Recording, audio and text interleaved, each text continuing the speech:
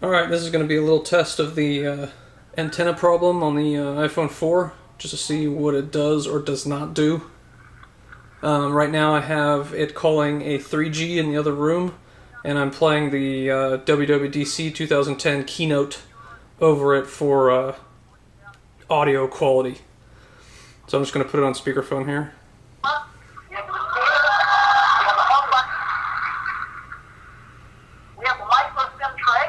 So this is Jobs talking about the design. And I've got 4 bars right now, not messing with it. So now I'm going to try to reproduce the antenna problem. We've got the headset jack, we've got a second mic for noise cancellation, and the sweet wake button. There go the bars. Because there have been a few photos of this around, people have asked, what's this? Some have even said this doesn't seem like Apple. Well, I got it down to 2. There we go. There's 0. What are these? Why? This beautiful stainless steel band.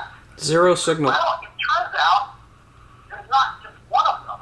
I don't notice any signal degradation or anything. We haven't lost the call yet. They are part of the entire structure of this phone. That stainless steel band that runs around is the primary. In fact, any degradation in quality is probably from the speakerphone itself. But the call still has not dropped. This is part of some brilliant engineering, which actually uses the stainless steel band as part of the antenna. Still no drop call. And so, I thought it would be ironic to play the section where he's talking about the antenna design. But I don't know, it doesn't appear to be a problem. Right in the structure of the phone. It's never been done before. It's really cool engineering. So, we have all And here come the bars back. the thinnest smartphone ever. It still sounds the same to me. It uses stainless steel for strength. It uses glass on the front and the back for optical quality and scratch resistance. It's got integrated antennas and extraordinary build quality. Again, I don't think there's another consumer product like this. When you hold this in your hand, So what we'll also go ahead and do is do a speed test. these are all been designed I'm on 3G right now. for the iPhone. We'll just leave the phone call running. That's the first. So get a speed test going.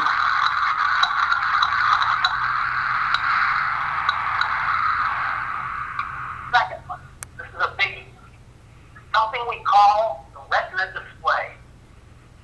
What's that? Well, in any display there are pixels. Just 4 of them.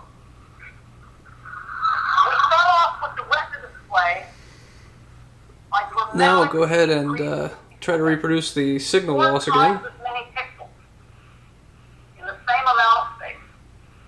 Now why is that important? Well, let's make more pixels, and let's say we want to draw the letter A.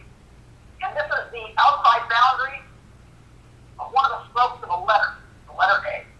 Well, as you can see, we turn on pixels inside that stroke, we can get Okay, 0 bars. more pixels we have. And we play all sorts of tricks by putting different levels of gray pixels on that line as well. Try to fuzz it for our eye. But when we zoom out of this, what you can see is that because we have 4 times as many pixels, we get really, really sharp text. That looks like a considerable difference. What we normally get on displays of lesser resolution.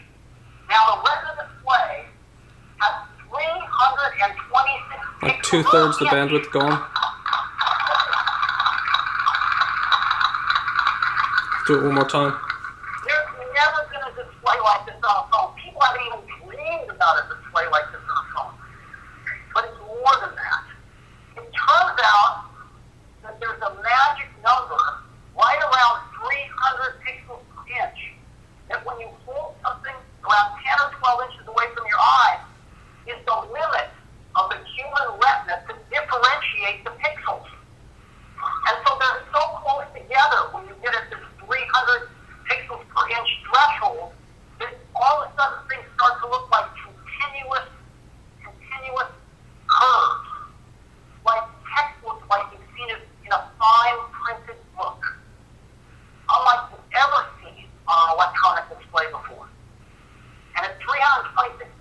inch, we are comfortably over that limit, and it's extraordinary. So let me give you an example of a normal display on the left and the retina display on the right. Look at the difference. Can you see it? Here's some more text of different sizes and different weights. You can really, really see this stuff. Once you use a retina display, you can't go back. When you get to character-based languages, kanji in this case, it's also striking. And it's not just text. It's images. Well, that's not very consistent. Well, look at the difference. But it does appear to affect data transmission. I don't think it affects the phone calls. I'm not sure about the drop call thing or the phone quality thing. That seems to be fine. But the data transmission probably has something to do with it. Results may vary. I've got an iPhone 3GS, which has got a widely praised display on it. And I've got a new Man, I don't know what it's doing here.